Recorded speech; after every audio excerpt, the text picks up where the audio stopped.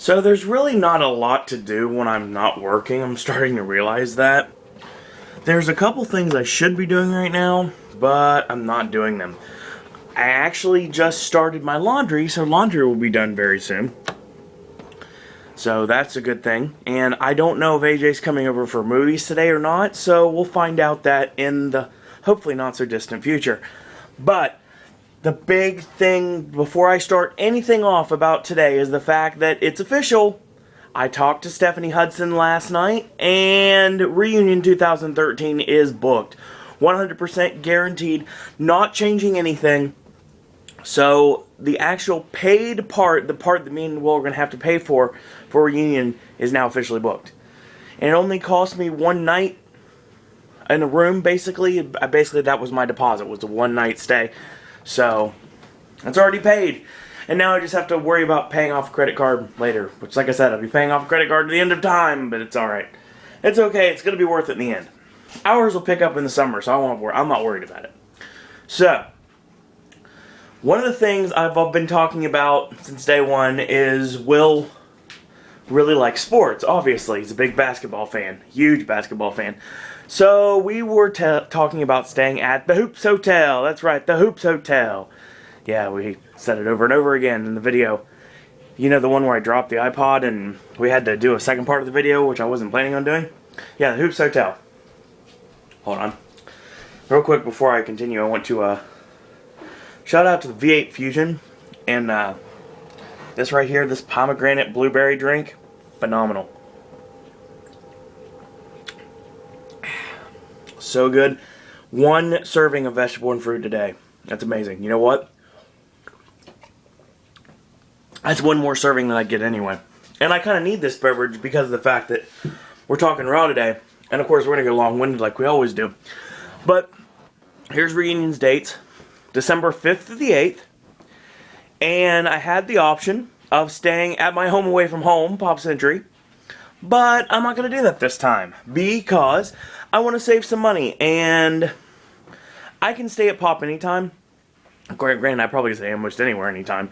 Well, the values, of course. But, you know, we're going to stay at the All-Star. We're going to save money. And we can use the extra money to do other things. And more bowling at Splitsville, maybe. Or more mini golf at Disney. Or Universal, maybe. I mean, either one, it could be totally possible. So, now, I'm reaping the benefits of the fact that Reunion is booked. Now, Reunion is, of course, the 5th to the 8th. But, of course, our reunion trip starts December 4th, the day before, with a stay at Bay Lake Tower. That's right. Bay Lake Tower, my first DVC property with Will. And, of course, Bay Lake Tower will have my first DVC property be the Animal Kingdom Lodge Villas at Jumbo House, coming up on September 19th. That's another thing I'm looking forward to as well.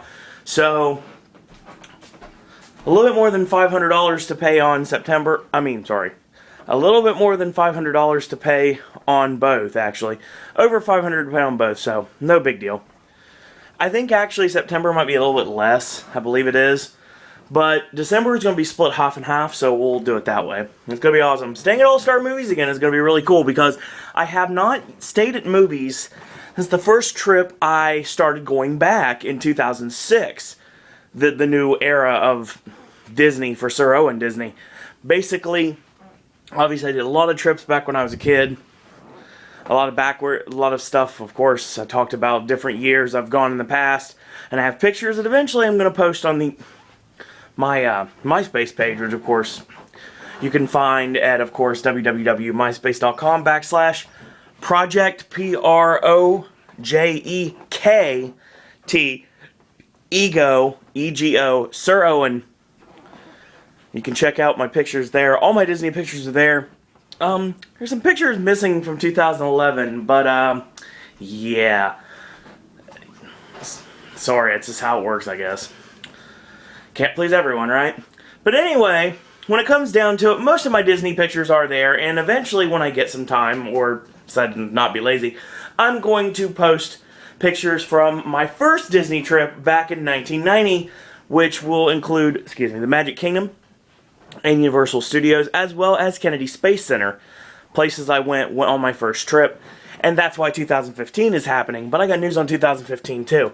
Now, as of right now, what I'm looking at doing for 2015 is I'm going to do maybe 4 or 5 days at Walt Disney World.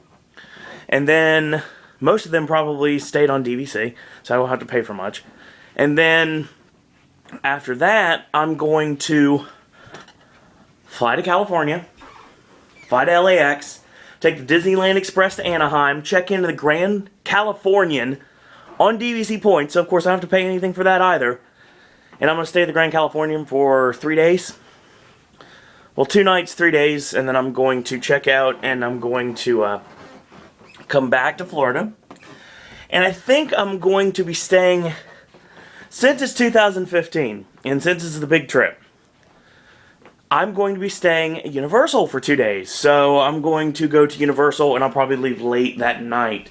So it's probably going to be about a week and change. I'm going to say maybe 10 days, if that, possibly. That, of course, includes Disney World, Disneyland, and Universal Studios and Islands of Adventure. I can't afford to do Universal Hollywood. If I can work it out price-wise, I might try it, because that way I can do World and Land and Hollywood and Florida for Universal. So I'm thinking about trying that. I think I might be able to make that happen, and I think I might try to make that happen. So we'll see what we can do on that. That's tentative, to say the least. September is basically good to go. I'm now trying to formulate plans and a regular date, which looks to be September 23rd as of right now. I mean, if something changes, it might, but the big 8 parks in 1 day challenge should be going down September 23rd, and I'll have to figure out a rain date for it, just in case the weather doesn't cooperate with me. Or maybe I'm just going to have to grin and bear it, wear a poncho, carry an umbrella, and my Reunion 2012 Shrug backpack that I'm wearing to the parks now, which is awesome. I love carrying a backpack. It's going to be able to carry all my cameras and everything that I'm taking with me from now on, because of course I can't just shoot with this, obviously. I do have the iPhone 5 as well to shoot with. I'm going to have a Contour set up with a wrist strap so I can shoot with that. And I got my digital camera, so, and we'll have his 5 in 2013 for December as well. So a lot of cameras to be shooting footage. And once I get me a portable charger, we are good to go and we're ready to roll. So that's pretty much the deal with that right now. But so I'm really excited about Reunion. Can't wait to see everyone. It's going to be awesome to see Matt and Mike and Lynn and Scopa and Newell. I said Mike twice. Well, I said Mike and then I said Scopa and Newell, so there's got to be another Mike I could have met as well. But I mean, Matt Hochberg, Lynn Testa, Mike Newell, Mike Scopa, Annette Owens, Becky Mankin, all the awesome people at touring plans like Scarlett and Laurel and all the awesome people at MEI Mouse Fan Travel. It's going to be awesome to see all you guys again, and I cannot wait to see all the Reunion folk that I met last year again. Hopefully people will return. Now, the person I hung out with all the time, Scott, unfortunately won't be able to return due to funds this year, apparently, so hopefully I'll see you in the next couple years, sir. And Rich and Ricky, hopefully they'll be joining us again. Got to hang out with me and Will. John hopefully will be able to make it down as well, so be able to bum out with John once again. And hopefully Josh will be able to go as well, but I don't know if he'll be able to due to the fact of his fantasy cruise. So I guess we'll find out sooner rather than later. I think probably, though. It's only 4 days, so hopefully we'll all be able to hang out together. That'd be awesome. Introduce Will to everyone. Hochberg's scared, apparently, about Will, so I think that's funny. I told him basically about Will. He's Batman, Bond, wrestling, SpongeBob, so a lot of bees there in wrestling. But it's going to be awesome. Cannot wait. Reunion 2013, December 5th to the 8th. It's going to be Magic Kingdom, Epcot, Hollywood Studios, probably staying completely away from Animal Kingdom because Matt doesn't like Animal Kingdom apparently. So we're going to have a blast. It's going to be a blasty blast like last time and like every time from now on. Now, that's all taken care of, getting ready. And of course, 2017 will be the big move as of right now. And hopefully money will be better by then. It'd be nice to be able to take more than $7,000 down with me. Maybe I'm looking at a couple more zero, maybe one more zero than 7,000. So instead of 3 zeros, maybe 4 zeros. That'd be nice, but we'll see what happens with that. But So we're good on that. And we talked reunion a little bit about September, and now I am heading back into my man cave, as my mom likes to refer to it. And we're going to talk Monday Night Raw. So, last night was 5 weeks officially until WrestleMania.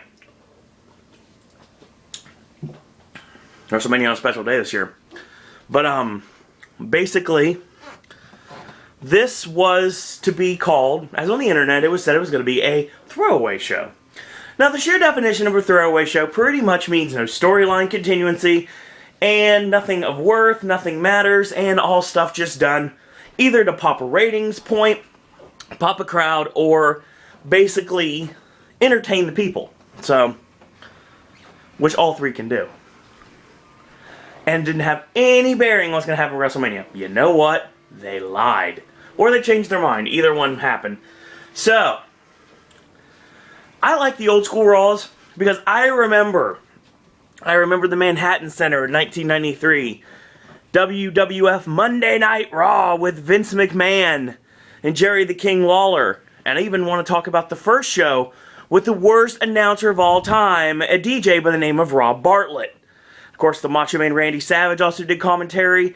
And the first show of Raw, of course, involved Bobby the Brain Heenan, my favorite manager of all time, and a big inspiration of my wrestling career, being locked out of the Manhattan Center. Even trying to get in so many times, but he got locked out of the Manhattan Center. So, that was an awesome memory. And Old School Raw is awesome because they bring back the old school ring, and it looks pretty much like it used to. The only difference is, of course, the F's not there because of copyright, and the patent does. But anyway, it looks awesome. They bring back the red, white, and blue ring. They bring back the light blue referee shirts. They bring back the old barricades. They bring back the old guardrails. Not barricades, but the old guardrails. And they bring back the pretty blue mats at ringside. So, it's awesome. Justin Roberts dresses like me in American Pie. And we'll get to that later. And it's a chance to see some legends you haven't seen in quite a while. Unfortunately, the sad thing is it seems to be the same people every time. But there were a couple that were mentioned. Now, I do want to say something. Now, honestly, I heard about this a year ago. That Goldust really wants to work with Cody. Wants to work with his brother for WrestleMania. And you know what? I think it's a great idea. I think it's a brilliant idea. And I would have done it tonight. I would have had Goldust face Damien Sandow. And Goldust beat Damien Sandow. And after that, Cody makes a save. Jumps Goldust. They brawl. They have a pull apart, and we are set for a match at WrestleMania. Because I think that would be awesome. But I don't know if Vince sees things that way, because obviously that's not going to happen. And there's so many other things you had to worry about putting over, like Rock and Cena, and Triple H, and Brock Lesnar. But, I don't know. Excuse me, that's another story altogether. Got tongue-tied there for a second, sorry. So many things you have to put together, and obviously you have to tell the world what The Undertaker's doing for Mania. You know, the ones that are not on the internet, that don't know who The Undertaker's facing at Mania. But we may throw a wedge into that, just to develop more heat, and I think that makes a whole lot of sense. So Raw, of course, tonight was live from Buffalo, New York. And, basically, we opened the show, excuse me, the old Raw setup, well, as much as you could, really. No ramp. Old school ring, old school everything, old school announce table, which basically was a press table, and Michael Cole wearing Vince McMahon's mustard yellow blazer. And Jerry Lawler, of course, dressed for success, like always. So, this was our start to the show. What our real start to the show was, of course, so the crowd, we do a crowd shot. We're live from the First Niagara Center here in Buffalo, New York. Lights go out. The gong sounds. Undertaker's music starts. Place goes insane. So we're going to start the throwaway Raw off with The Undertaker. Okay. I ceased to believe at this very moment that it was going to be a throwaway Raw. So Taker comes out wearing his cloak of darkness. Of course, he still has his bald head. And he's clad in his gear. And he just stands in front of the Tron, or the smaller Tron. Of course, you can't use the bigger. It doesn't really work very well for the old school Raw. he stands in front of the Tron in darkness during his music, and he raises his arms in the air, and the WrestleMania 29 logo comes up. So he doesn't have to say anything for you guys to know right then and there that he is coming back at WrestleMania this year. And whomever he faces, obviously, is going to be his next victim. But he doesn't really tell who's going to be facing. He just basically says that that's going to happen without having to say anything at all. That's brilliant. So, me and Gene introduced the show, and nice video package that was old school WWF Monday Night Raw with the old school theme that I remember very well from the Super Nintendo Sega Genesis video game. And we open on Lawler and Cole at ringside. They're sitting closer to ringside than usual. We have the regular table, like I said, the mustard yellow blazer for Michael Cole, the one that Vince used to wear. And we open the show with CM Punk. So Punk and Heyman come out. Punk doesn't take his eyes off the sign, not for 1 second. He says, I should be main eventing this year, defending the WWE Championship. But I'm not. It's not because of what I did or didn't do, it's just because of you, the fans. You stole from me. You screwed me out of what was precious to me. And in screwing me, you only screwed yourself.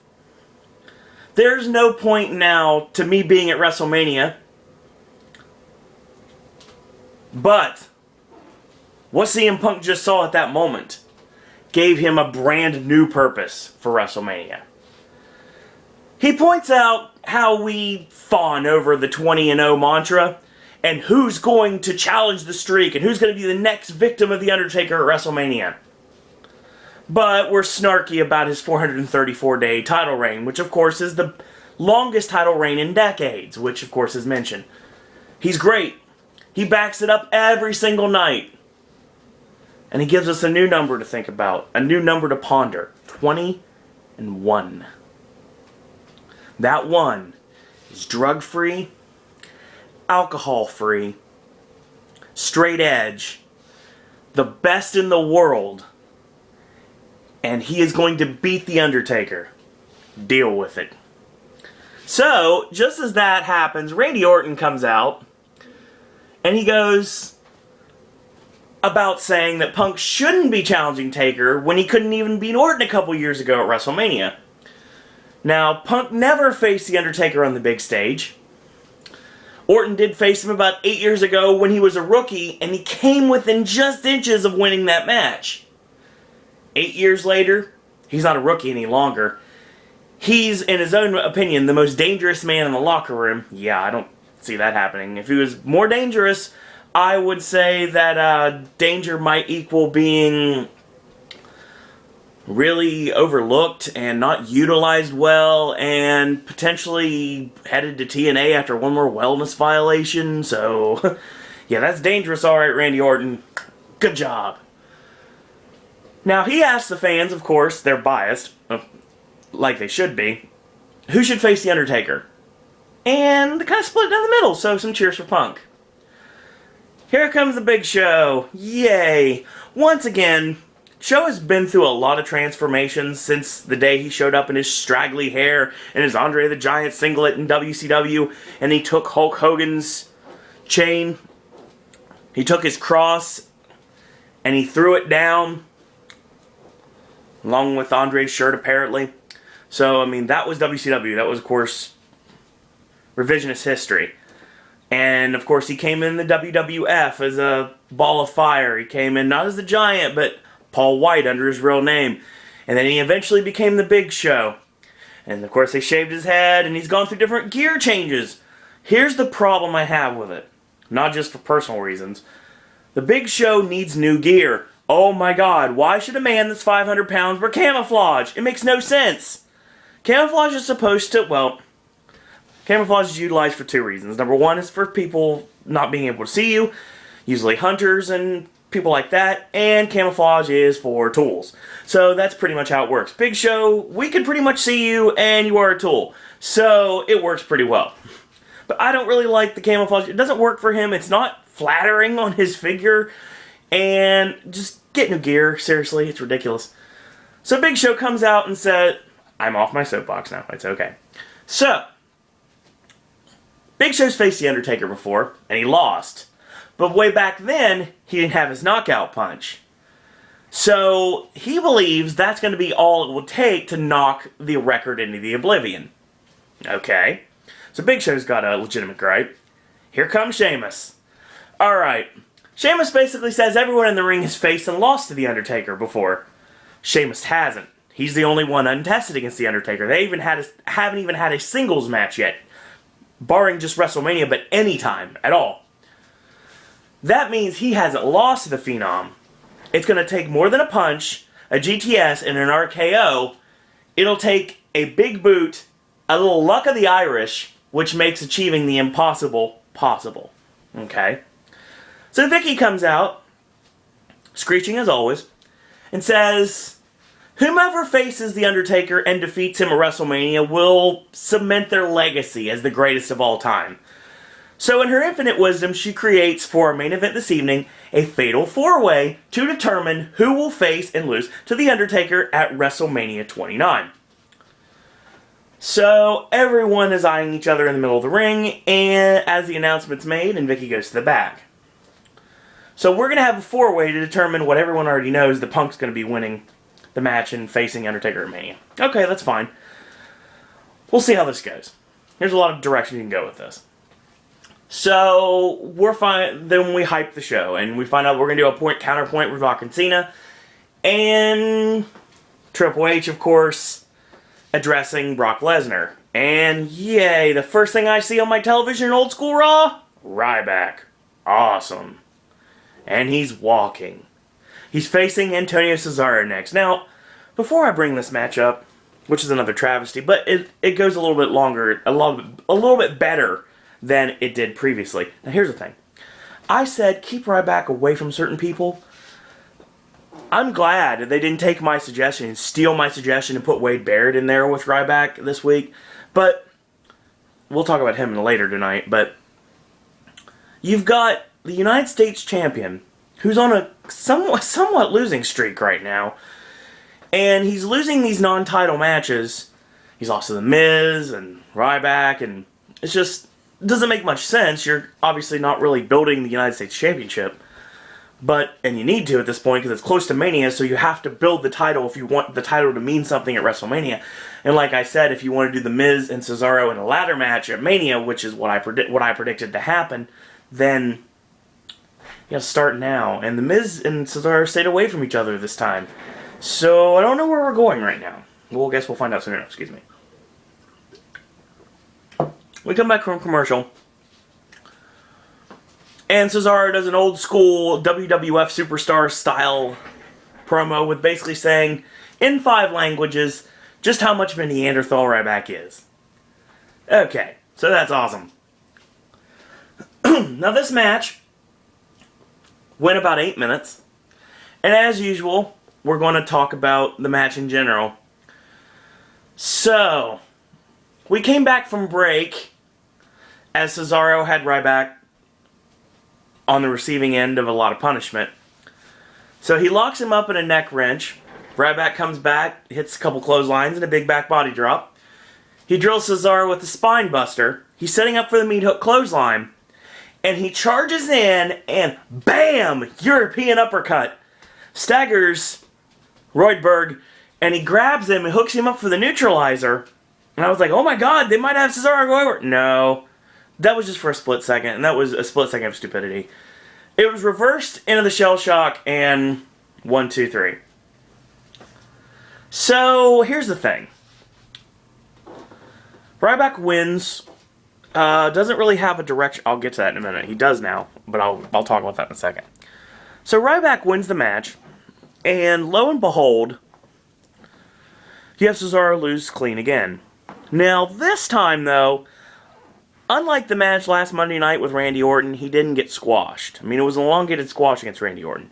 This match, he looked physically dominant. And given the fact that Claudio Castagnoli, in my opinion, is the strongest wrestler on the WWE roster right now, gimmick on Mark Henry aside, I think he is the strongest. Him competing with Ryback made fans believe that Cesaro actually could get the job done. And that worked, because that actually did what it was supposed to do. Even for a split second, it got me to believe they would actually be smart enough to put Cesaro over. But it's not about building the heel United States champion right now. Oh no, it's about bringing Ryback back after back-to-back losses 2 nights in a row, Elimination Chamber and Raw the night after, in 6-man tag matches.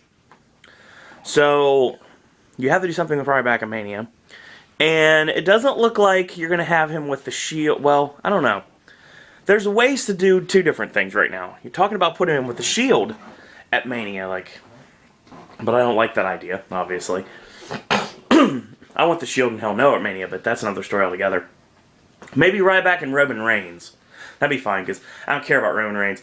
But Ambrose and Rollins against Bryan and Kane, yes, sign me up now. But we'll talk about that later.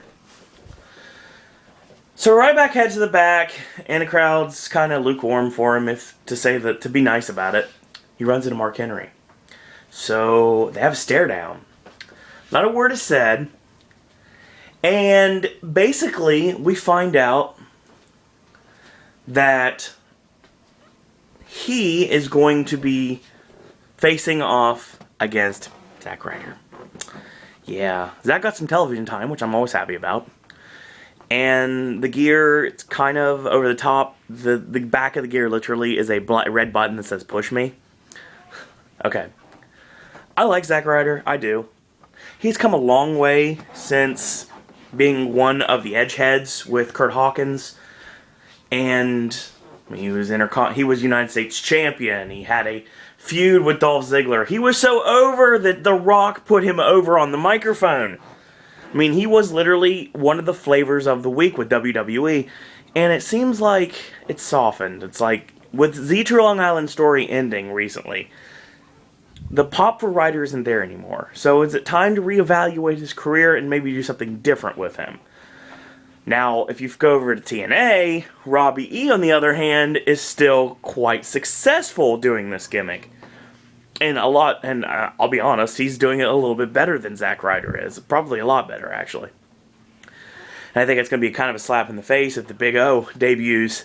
Sorry, I'm going to call him the Big Bro, I guess, in this case.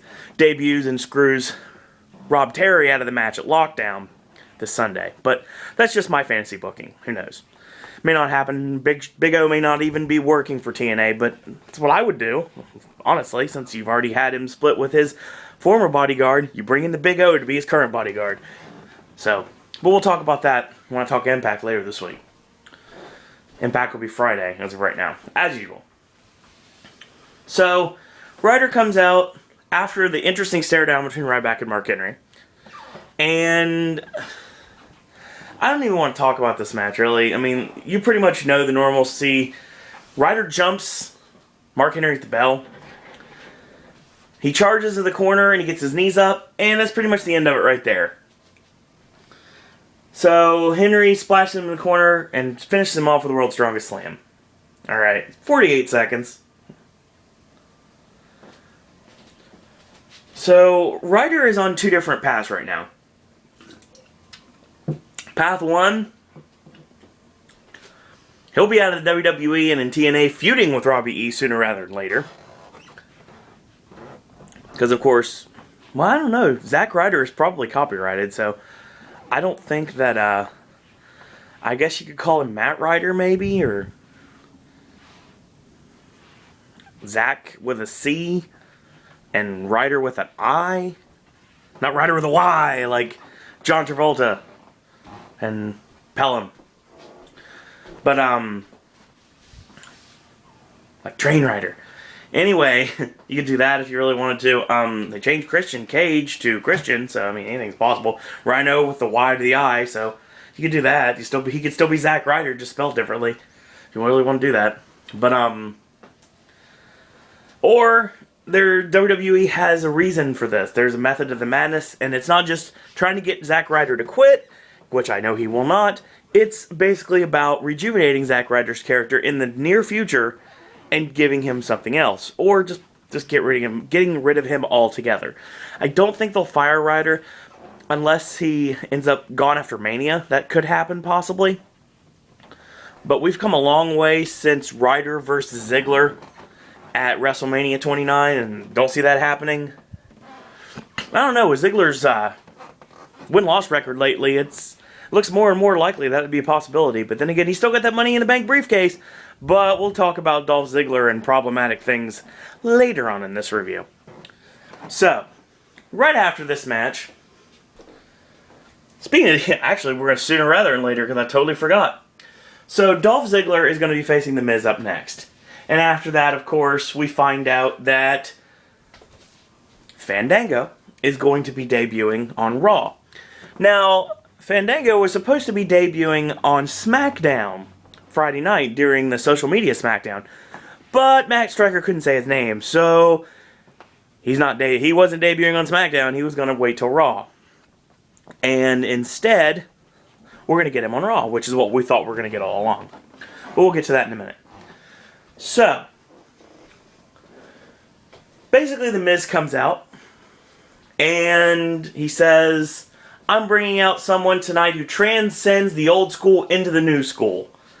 And music hits, and the Nature Boy Ric Flair comes out to be in The Miz's corner. And of course, Dolph, as usual, has Big E Langston and the beautiful AJ Lee in his corner as well. So it's basically to counteract them. So we get a match that goes about 10 minutes. And we'll go back from the commercial break. As usual, the first commercial break. So Dolph hits a neck breaker on The Miz for the 2 count. And of course, during the break, via the WWE Active WWE app, pretty much he countered The Miz's neck breaker into a drop kick. Dolph shows off with his headstand into a headlock, which he springs over and lands in a bridge. So basically now his reverse chin lock that he has a handstand on that he uses all the time, he flips it forward and it looks more like a cravat with a bridge now. It looks amazing, by the way. So Miz fights out with lefts, and then he and Ziggler exchange hands before The Miz finally gets the advantage. And Dolph counters Miz's corner clothesline with a float over. Miz lands on the apron and leapfrogs into a sunset flip, only gets a 2 count. Miz hits his reality check neck breaker, which is the old school expulsion, and gets a near fall. So Dolph comes back with an inside cradle for a near fall of his own. Miz with a chop block, and Ziggler counters the figure 4 with a jumping DDT for the near fall. Miz goes for the boot, Ziggler dodges, docks in the sleeper hold. Miz is going to be going out, and he rolls Ziggler off. Good back and forth match between these two right now. So Miz hits the corner clothesline finally. He goes up top. He nails the crown, the double axe handle, goes for the skull-crushing finale, but AJ gets up in the ring and distracts the ref and everyone because she is gorgeous. And Big E with a big right hand drops The Miz. Flair goes after Big E, and he basically throws the jacket over his face, like a hockey fight, throws the jacket over his face, and he starts chopping him and punching him in the face and in the stomach as hard as he possibly can, and Big E just stands there and shrugs him off. So Big E's about ready to take Flair down, and The Miz comes down with a version of a baseball slide dropkick and knocks Big E down to the ground.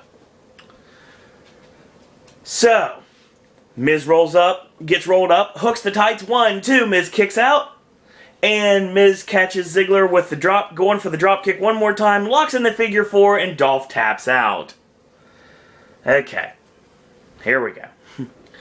Now, everyone knows, and I bring this up every week, I am a huge Mike Mizanin fan. I am a ginormous Miz fan. I always have been, I always will be. Not digging the babyface turn yet, but it takes time to build a proper babyface. I get that. Like it also takes time to build up the Money in the Bank winner to actually matter when he cashes in. WWE is not making that happen. Now, WWE apparently thinks that the Money in the Bank briefcase is tabula rasa, which means, of course, a blank slate. So Ziggler can start over again, and none of these losses will matter in the end once he becomes WWE World Heavyweight Champion. But the thing about it is, okay, it's kind of like what TNA did with Samoa Joe. And they kept Joe on the outside so long, and the fans really... Okay, I'll do both of them. TNA for both of these. With Samoa Joe, I'll do an old school and a new school. I'll do the new school first. Samoa Joe was basically on the outside looking in, and everybody wanted him to win the TNA World Heavyweight Championship, and when he finally did, it didn't matter as much as it could have. Fast forward back in the day with the weekly pay-per-views. TNA had a golden opportunity to put the NWA World Heavyweight Championship on Raven. And the fans wanted it, and they wanted it, and they wanted it, and TNA kept not giving to them. It kept giving Jeff Jarrett screwjob victories over and over again. And then when they finally had Raven beat Jarrett, it was too late. I hate to say this, but it's getting to the point now that if you don't build Dolph Ziggler up with legitimate wins before WrestleMania, when he cashes in on Alberto Del Rio at WrestleMania, it's not going to be as big of a deal as it could have been. Just like if you're putting CM Punk in the ring with The Undertaker, it's not as big of a deal as it would have been if Punk would still be WWE champion right now. And I think that was a bad move in the long run, but I understand business.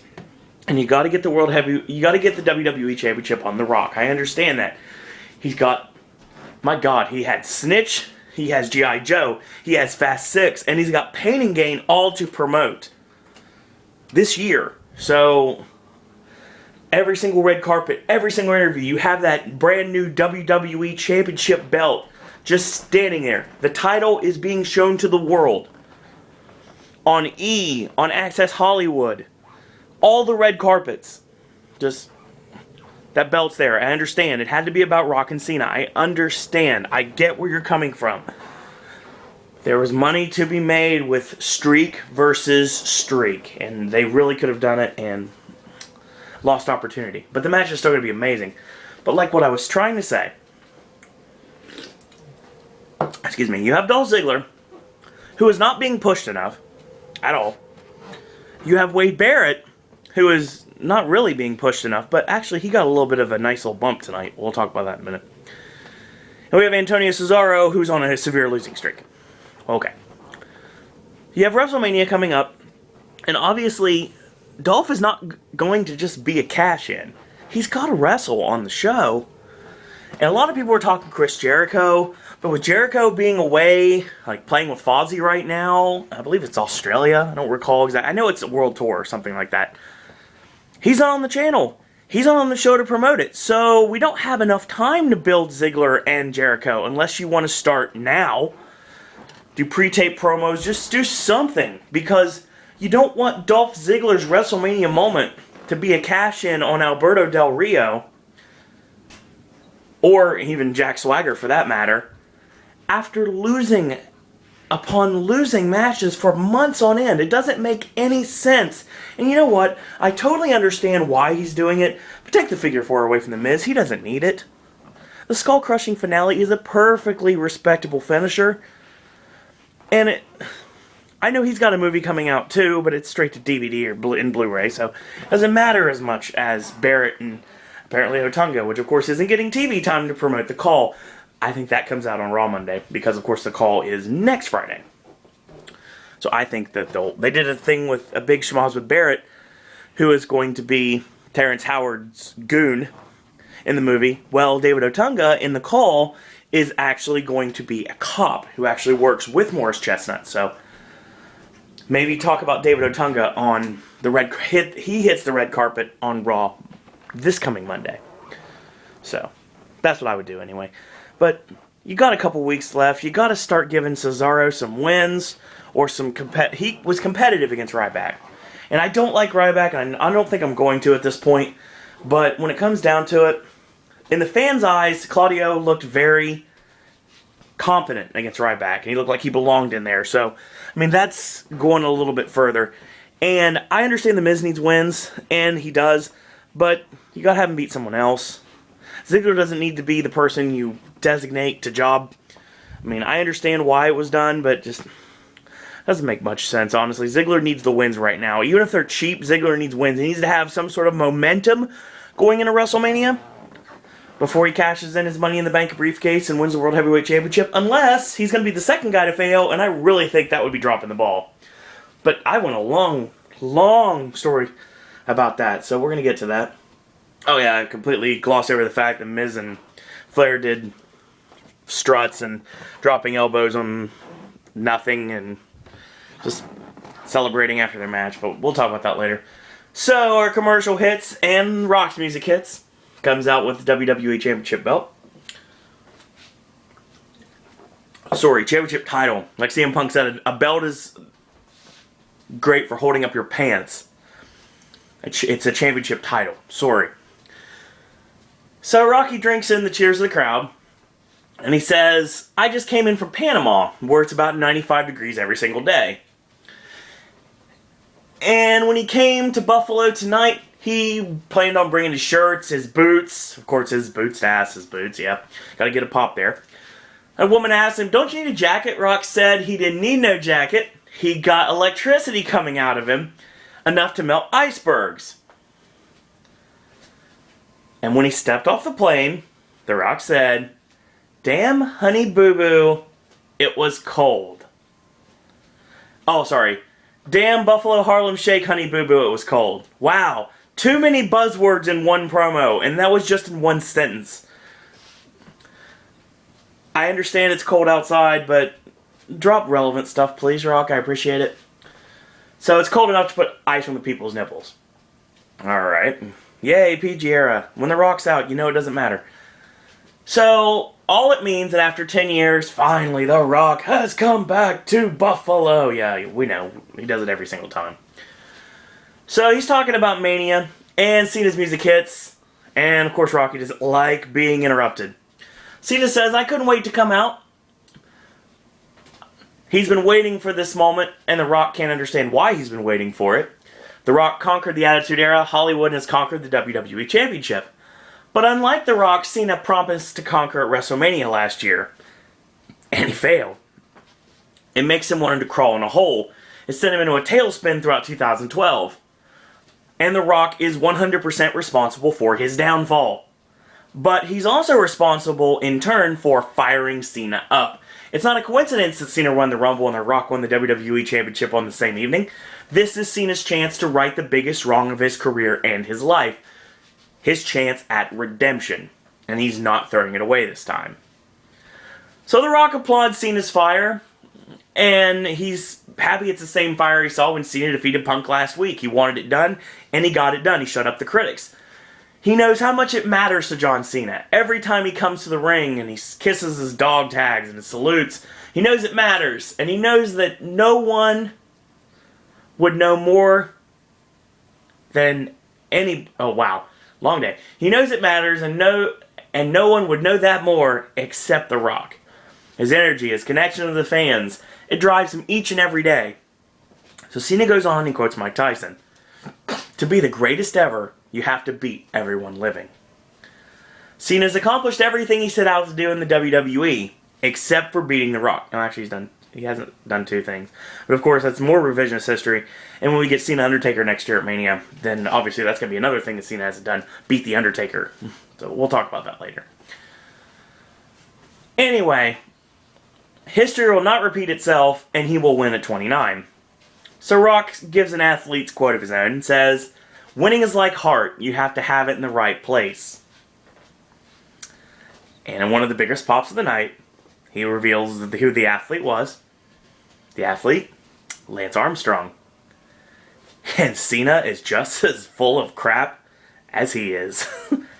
That popped the crowd huge. So Cena just smirks and he laughs it off, and I think that was real genuine emotion right there, obviously, from Cena. And he says, good job, good job. But he makes a promise. He's coming to WrestleMania, and he's going to right the wrong. Rock says he just summed up Rock Cena. Cena thinks he can beat The Rock. Rock knows he can beat John Cena. And if you smell what The Rock is cooking. So, nice back and forth promo. Did more in one promo. Did more to get me excited for Rock Cena 2 than the entire year of build-up for their first match. This match is not about cutesy, who's the better babyface. This is about seriousness. This is about redemption. This is about shutting the critics up. This is about just two guys that want to tear each other's heads off, and I like this. Speaking of that, we'll get to that in a minute, and that's, of course, Brock and Triple H, but we'll talk about that in a minute. So, up next, we get a match that barely even started. We start off with the Dark Patriot, Jack Swagger, and Zeb Coulter standing in the ring. And, of course, like anyone would have thought, his opponent, Hacksaw Jim Duggan. Of course. And Hacksaw Jim Duggan is flanked by Sergeant Slaughter, looking in a tremendous shape, by the way. And for some odd reason, Dusty Rhodes, who would have been a lot more suited to fit the Goldust segment or a Cody Rhodes segment, both of which never came on this Raw, so that's probably why they just threw Dusty in for that. So, Swagger grabs the 2x4, and he nails Hacksaw with it. Then he nails Slaughter with it, and Dusty with it. So the match barely gets started and doesn't go anywhere. He locks the Patriot lock on Hacksaw, and the ref forces him off. And that's pretty much it. That was the end of that segment. That was a way to utilize your legends. So we get another preview of The Miz's new movie. And after that, we have a commercial break, and Josh Matthews is asking Jack Swagger in the back why he assaulted the legends. Swagger says they haven't done anything for Jack Swagger's America. And then right from behind, Del Rio slams him in the back of the neck, and officials run out to pull the two apart. Now, in this pull apart, Osho fans, you saw that one of the men that was holding back would be Asylum of the Flatliners. That's right. Asylum made his WWE... I don't know if it was necessarily his debut on camera. I don't know if he's done security work before or done extra work for WWE before.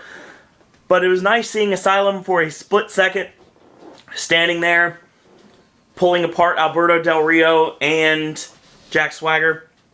So that was Asylum's big moment on television. That was awesome.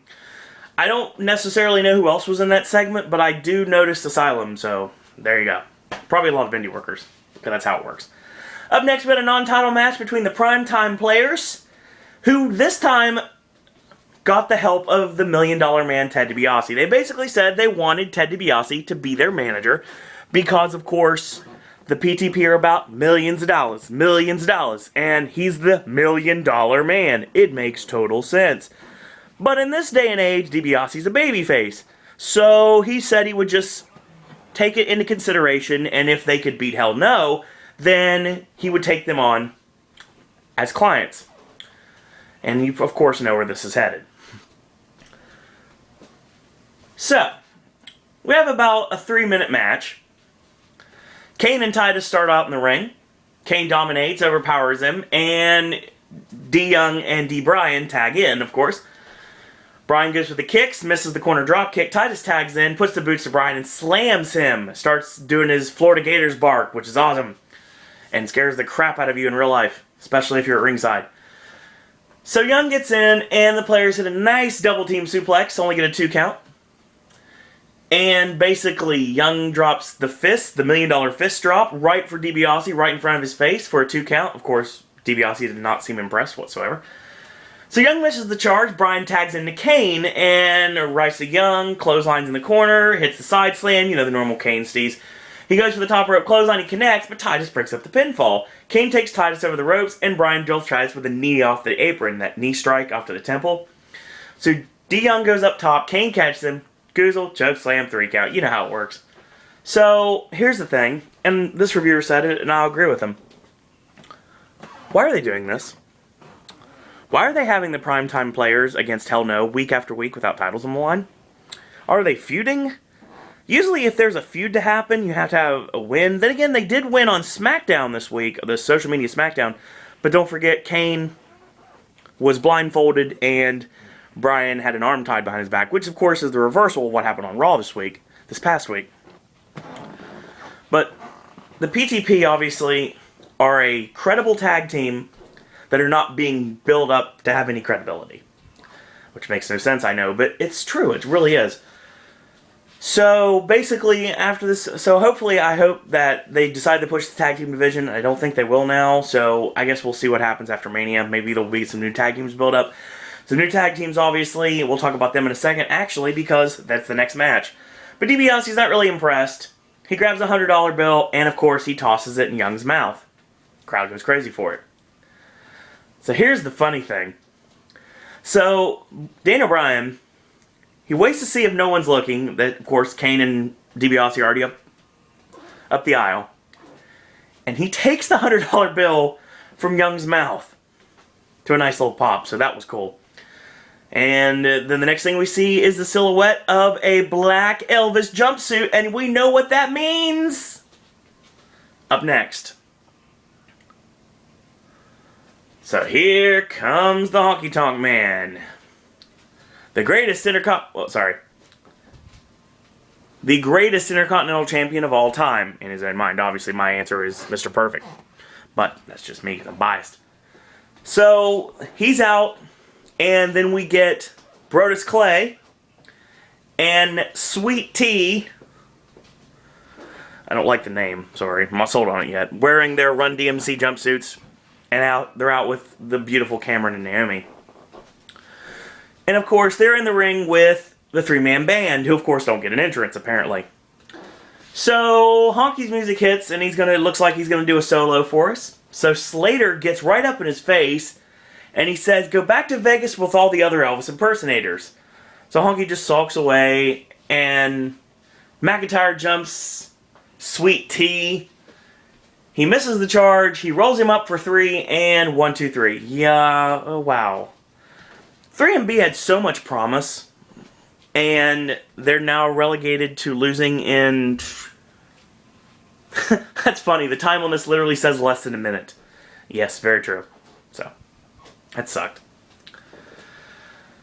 So Honky joins everyone in the ring, and he wants them to dance to his music. So Slater, of course, slides back in the ring after leaving, and he eats the guitar shot, which everybody was waiting for anyway, and that's what I was waiting for. And, of course, the El Kabong happens. And then they dance some more. And then up next, we've got Fandango against Kofi Kingston. So this match is going to be awesome. Well, Kofi's in the ring, wearing his Batman tights. Here comes Fandango. So a sultry female comes out and starts dancing. And then Fandango is joining him, looking like a cross between Rico and the Disco Inferno. He insists Justin Roberts get his name right. And he says, really express the A's. So Justin Roberts tries again. Of course, he fails. Justin Roberts is a failure. But Fandango's disappointed and says, this is the night everyone will remember that Fandango almost graced them with his presence. He just walks off. So, maybe we'll get Fandango on SmackDown this week. Maybe we'll get him on Raw next week. Maybe we won't get him until after WrestleMania. Who knows? If people keep butchering his name, then he's probably never going to debut. So it was really interesting because he was doing his Fandango shtick. And it's funny because midway through it, he dropped the accent, dropped the Antonio Banderas act, and he started talking like Johnny Curtis. So, who knows if this is going to work or not. Interesting, to say the least. We're going to recap Paul Heyman and Vince McMahon's fight they had on Raw, which of course led up to Brock Lesnar getting 18 staples in the back of his head. So, Triple H comes out, still looking like Bobby Roode. It's even more crew cut than usual. With, of course, sporting his brand new t-shirt. Triple H says the last time he had a microphone, it was 8 days after SummerSlam when Brock broke his arm yet again. He said he wasn't sure if he was coming back, and he wasn't sure if he was trying to convince us of that or just himself. But the moment the cast was off, he was tearing it up in the gym with no real goal in sight. He found himself being in the best shape in years. He cut his hair, acting like the the COO, and then he found himself in a hospital, staring at an old man who had hip surgery, thanks to Brock Lesnar. He had to see his wife, his children, and grandchildren just sit there and cry. Lesnar thought it was over at SummerSlam, but Triple H wants him to feel the back of his head and feel those 18 stitches. Of course, Triple H says 12, but it's Triple H's promo. He's intense, so it doesn't matter what he's saying at this point. And he knows that we're just getting started. Doesn't take a genius to see why we're here. 5 weeks until the big dance, and he's calling Brock Lesnar out. Lesnar's usually the one that causes the destruction, but Triple H is coming out here to destroy Lesnar. He wants to fight. Does Brock want to come back and fight back, or does he just want to sit home and bleed? Awesome. Awesome to say the least. All about intensity promos tonight, and I'm totally down with that. So we recap the Shield attacking Orton, Sheamus. Well, Orton and Sheamus on SmackDown during the match between the Big Show and Randy Orton. And the Big Show, of course, KO'd Roman Reigns. Alright. Just on instinct when he bumps into the Giant. And the Shield retreats. Okay, that's fine. So, again, I'm going to have to look upward, sorry, because my battery is dying on the iPod. So we're just going to have to do it from this perspective. So, sorry. I don't like this either, but it's what we're going to have to do. So, basically we get a recorded message from the Shield. They say it's the time of the season when everyone is gearing up for WrestleMania. Sheamus and Orton seem focused on The Undertaker when they seem to have forgotten someone else with an undefeated streak, that being the Shield. They have never been stopped, never been defeated, and they warned the two men to just watch out. Reigns says Show got off one cheap shot, and it'll never happen again. There won't be another. Ambrose and Rollins wish Orton and Sheamus luck tonight in the four-way. It's foreshadowing, of course, or attempted foreshadowing. And they'll see them out there. Believe that. Believe in the Shield. And I do, because the Shield are phenomenal. And Dean Ambrose is gold, Jerry, gold! And I say that every week, because Dean Ambrose is amazing. So up next, we had a good 5-minute match between the Intercontinental Champion, the movie star himself, who's going to be co-starring in Dead Man Down with Numira Pace, Terrence Howard, and Colin Farrell, starting this Friday for WWE Films. Wade Barrett, the Intercontinental Champion, in the ring with no introduction. Yeah, that's good. Already in the ring. That's phenomenal. So we get a 5-minute match, and we'll go back and forth here. So Barrett starts off, hits some rights on Del Rio. Alberto reverses the whip. He blocks the kick, and he props Barrett on the ropes and delivers shots to the back and hits his backstabber for only a 2 count. Then we see Jack Swagger and Zeb Coulter come out at the top of the entranceway to observe the match. Del Rio goes to roll Barrett back in the ring. He stares down Swagger, and that allows Barrett to drill Del Rio with the Winds of Change, which, of course, you know is the Black Hole Slam, and elbow drops only for a near count. So Barrett locks in the chin lock, Del Rio flights out. He goes for the enziguri, but Barrett tosses him, and he floats over to the apron, locks in the cross arm breaker while in the ropes. So Barrett hits the big boot on Del Rio and knocks him to the outside. Barrett goes for the knee strikes to Del Rio while he's on the apron. Those grounded knee strikes using the apron. And rolls him back in the ring for a 2 count. This time, he goes for clotheslines and he misses the right hand. Del Rio hits the tilt-a-whirl backbreaker and a stiff kick to Barrett for the near fall. So Del Rio goes for the enziguri one more time. Barrett hits a sharp kick to the midsection. Goes for the pump handle slam. Del Rio floats out. Goes for the wind of change again. Gets countered. Locked into the cross arm breaker. And Barrett tap, tap, tap like Sammy Davis Jr. Thank you, JJ. What a match. 5 minutes. They put a lot into that 5 minutes. And it was a good champion versus champion match.